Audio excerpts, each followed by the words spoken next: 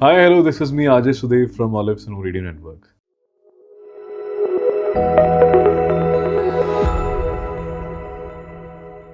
I have always thought about one particular thing in my mind. It's all about leadership. Certain people say that leaders are born. Certain people they say that leaders are made. And I believe in the second portion of the thing. If you have certain amount of qualities, you can become a leader.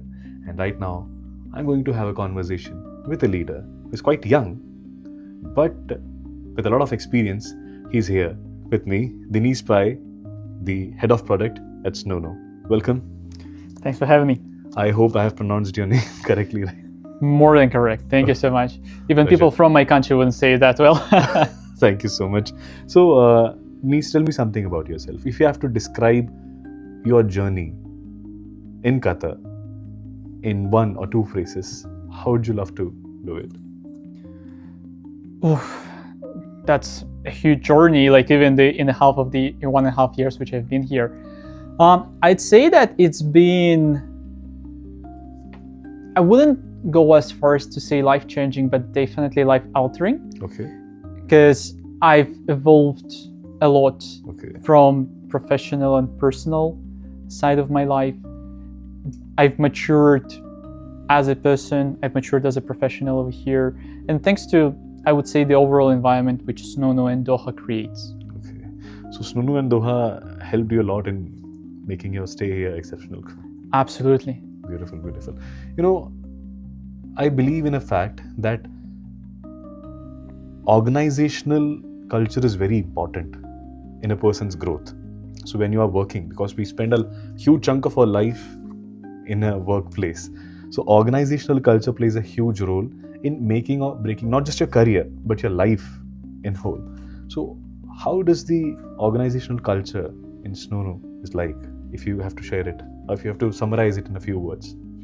So, we have a couple of catchphrases which we use, or we call them Snoonu principles. Okay. Right? For instance, one is about innovation.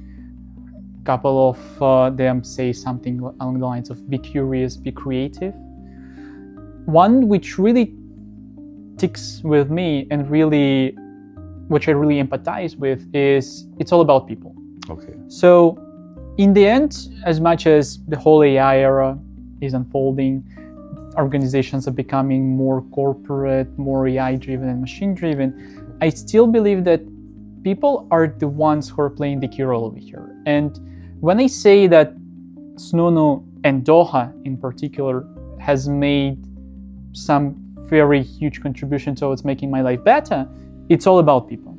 It's about people at Snoonu because thanks to our founders, thanks to our leadership, we actually were able to hire and bring along one of the top talent I've ever worked with. And not only that, they are very good people. They are open-minded, they are innovative, they are in general friendly.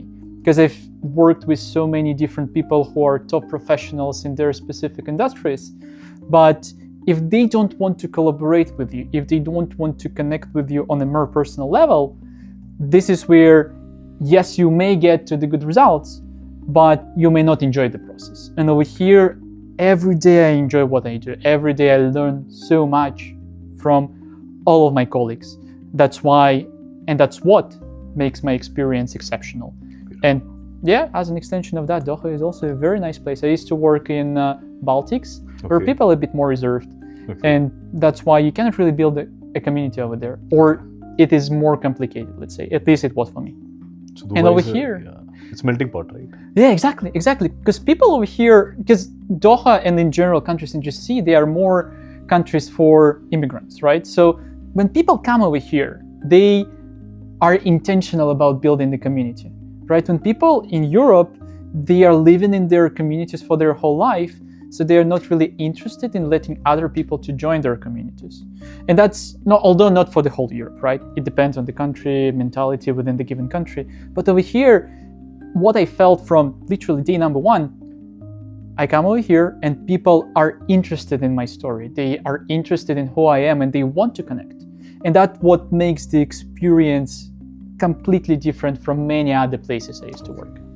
Now, let's come to the professional part of the podcast. Oh, and the most boring part. No, I'm just kidding. I can understand. No, So, I love my job. You are the head of product at Snoonu. Yes. And you have been working in this business, in the sales and development business for the last 6 years. 7 this year 7, already. okay. Okay, fine.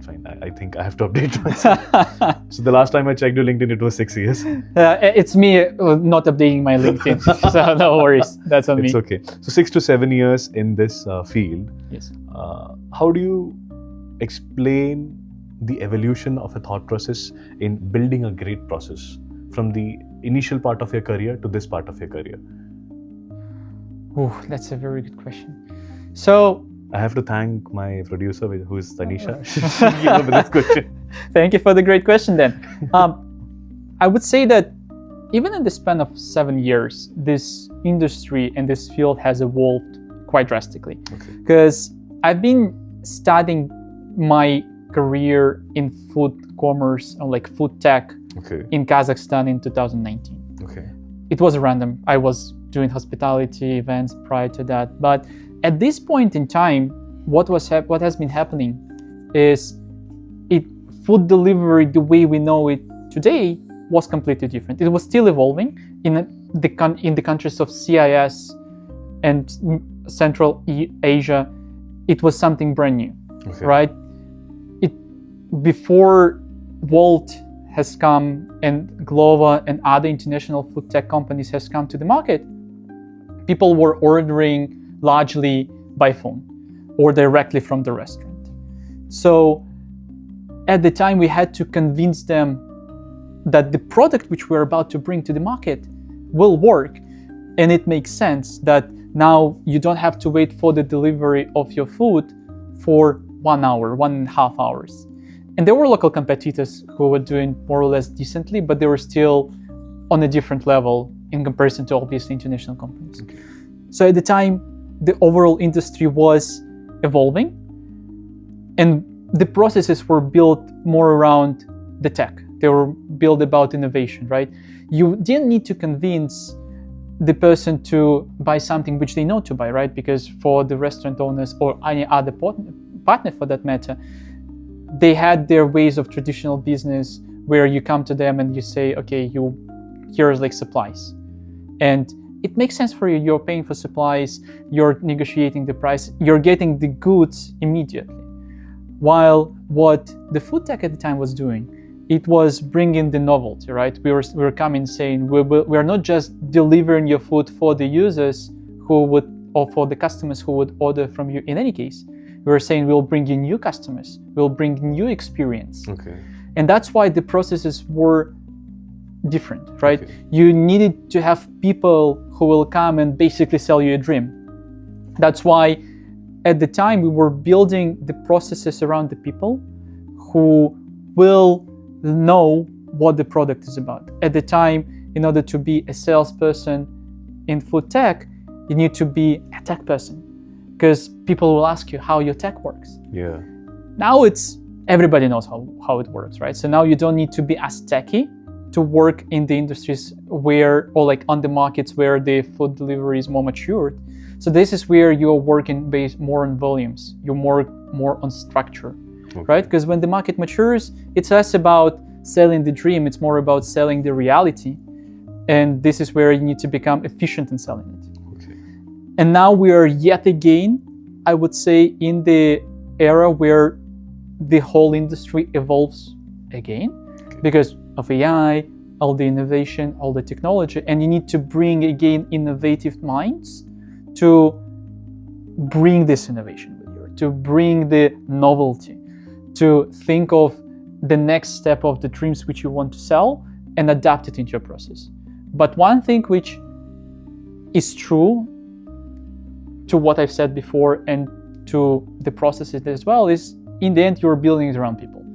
So you bring the smartest people and you trust them, they will roll. If you bring the smart people and you try to put them into the cage of bureaucracy, it will not fly. So you mentioned trust as an important factor here. Like if you are working with innovative people, if you are working with smart people, you have to trust them with the process. Exactly. So that they can bring about the innovation that you are aspiring for. So I will focus on the trust part of the whole statement. In a market, when you are entering a market, building a trustworthy brand is an important aspect when it comes to any market. I think any business, being trustworthy is something that sets you apart from any competition. So how do you make sure that the brand is trustworthy, and how do you make sure that customers have that experience? The customer experience is also an important aspect of brand building, of getting hold of the market. So trust and this customer experience thing, how do they go hand in hand? How do you guys materialize it at Snoonu? Oh, right to the heart of the problem. Okay, do you have another 2 hours? But that's a very good question, honestly. And this is mine, okay? I came up with this. this is the good. That's why you're the host, right? You don't only rely on producers. But no, jokes aside, this is something which is incredibly relevant for us right now. Okay. This is something which we invest a lot in. Okay. And there are multiple parts into that. So, number one, as a tech company, we have to build a reliable product from the tech side. And me coming from the side of the product, this is the first thing which I would say. But this is true. In the end, you need to be able to rely on each individual step of your experience in app to make sure that, okay, I can trust it, right? Something as simple as if I click on the button and my payment will go through, this is number one, right? Because if my payment gets rejected over and over again, this is where I'm starting to lose the trust towards you as a brand. Or if I have even the slightest expectation that my data may not be secured, it starts at this level, right? Just to make sure that every single action which you do in this digital app is something which I can trust, right? Okay. It's come with security, the overall experience, UI is a huge part of that everything is clear, everything is understandable, and we're not trying to hide anything from you. The next step is that we are also heavily operational business, right? That all the actions are translated into some actual real world operations, which deliver me on the experience we promised, right? Something as simple as if we promise you to deliver your food in 40 minutes or deliver your groceries in 30 minutes, you would expect to receive them in this amount of time, right? Yes. And if we fail, what will happen? You lose trust. Yes.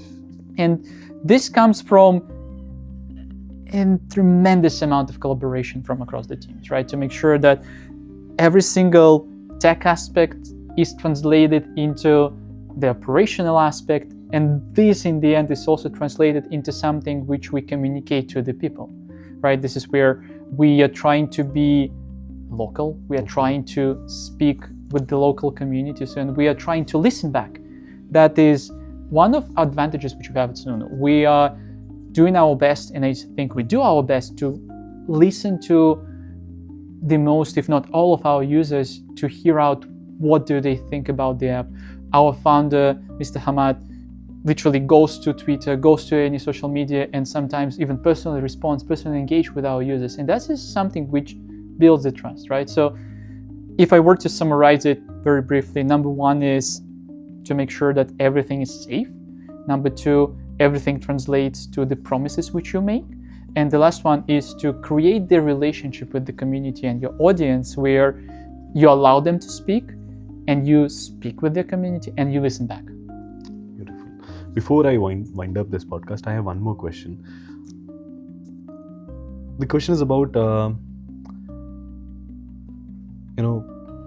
we all say that in order to, bring about a change, you have to change something inside of you.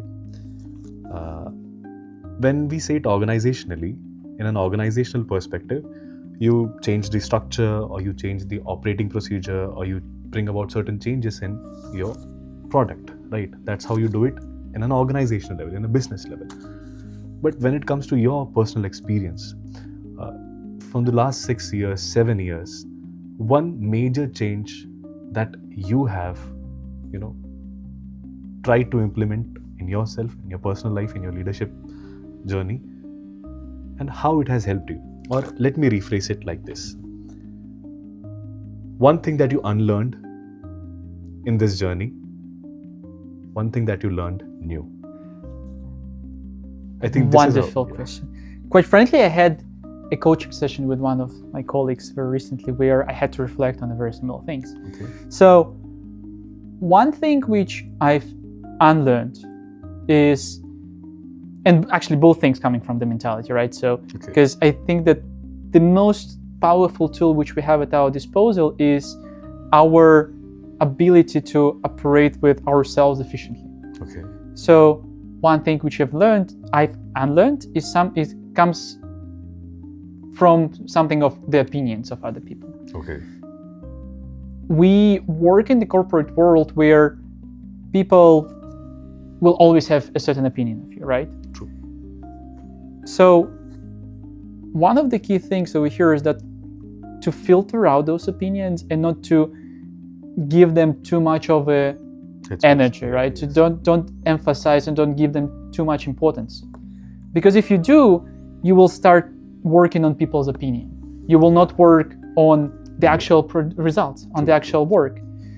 And this comes into the second part of what I've learned is I've learned to evaluate myself as fairly as possible without letting other opinions to really blend in. I do let them in. I do listen to the other opinions, right? Because there can be feedback. There's a lot of improvement which you can get from that.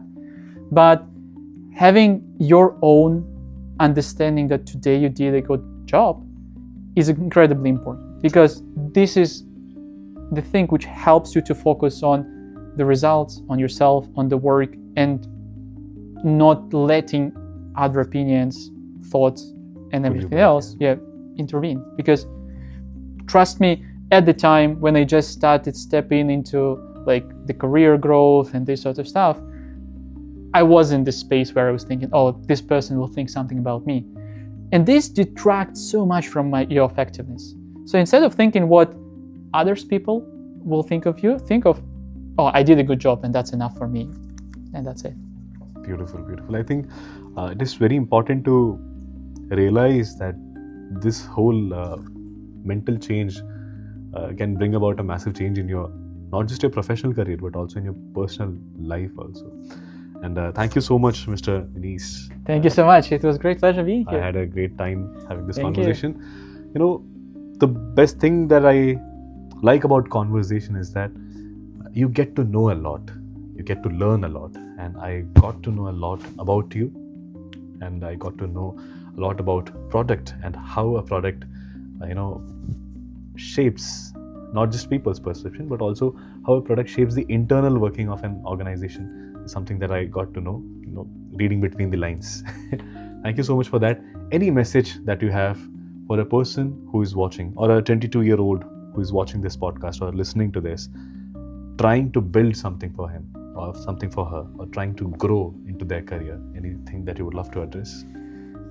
Yeah, so as we are talking about leadership, I would say that leadership comes from you being a human being. There are so many people and there are so many articles or narratives which will tell you how to be a good leader.